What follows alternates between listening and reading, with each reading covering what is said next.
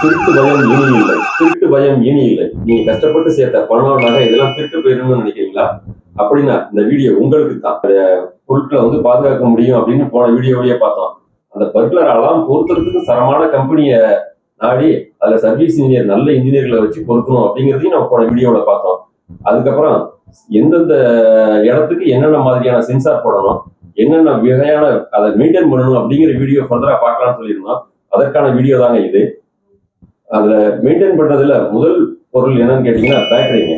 ஏன்னா நிறைய இடங்கள்ல அலாரம் எல்லாம் கரெக்டா இருக்கும், கடைசியில பாத்தீங்கன்னா பேட்டரி சரியில்லாம அது பால்ஸ் அலாம் அடிக்கிறதுக்கு வாய்ப்பு இருக்கு. ரெண்டாவது உரிய நேரத்துல அலாரம் அடிக்காமலே போகிறதுக்கான வாய்ப்பு இருக்குது. அந்த பேட்டரி எப்படி பொருத்துறது, என்ன செய்யணுங்கிறது சரியான சர்வீஸ் இன்ஜினியரை வச்சு செஞ்சீங்கன்னா கரெக்டா இருக்குங்க. அது இல்லாம எல்லா கம்பெனிலையும் பாத்தீங்கன்னா பெரும்பாலும் லோ பேட்டரி வந்துச்சுன்னா அந்த லோ பேட்டரி இண்டிகேஷன் இருக்கும். அந்த லோ பேட்டரி இண்டிகேஷன் வந்தோடனே முறையான அந்த கம்பெனியை அணுகி அவங்கள வர சொல்லி அதுக்குரிய பேட்டரியை மாத்தணுங்க.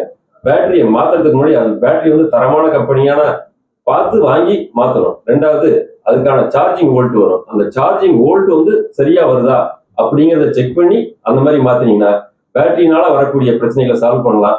உங்களுடைய அலாரம் வந்து சரியான முறையில இயங்கும். இது போல பர்குலர் அலாரம் மெயின்டைன் பண்றதுக்கான ஃபர்தரா நிறைய வீடியோக்கள் நாங்க கொடுக்க இருக்கிறோம்.